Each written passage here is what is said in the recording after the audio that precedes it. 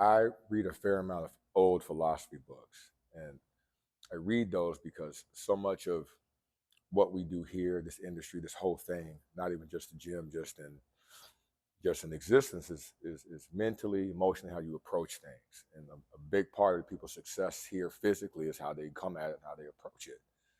And trying to do some digging and have some understanding as why people do what they do from a scientific standpoint, from a research standpoint. We know everything that you physically need to do. We know everything.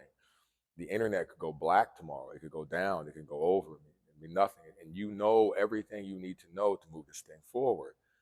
But it seems like the approach is they keep coming out with more science, more data, more studies.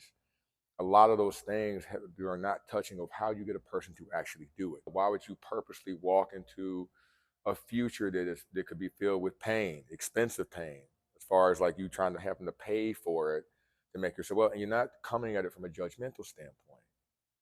But a lot of the philosophy books I read, it explains and understands people. A lot of the authors I've mentioned in a lot of the videos, people don't like what they've said.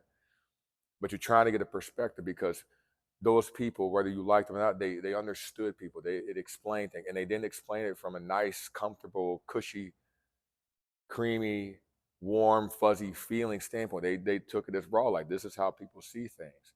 Maybe if I got to this point, if it was something evil, maybe those same points, if I aim it differently, would be the same thing as something good, something purposeful, something meaningful. No different if you're trying to change the color of water with food color.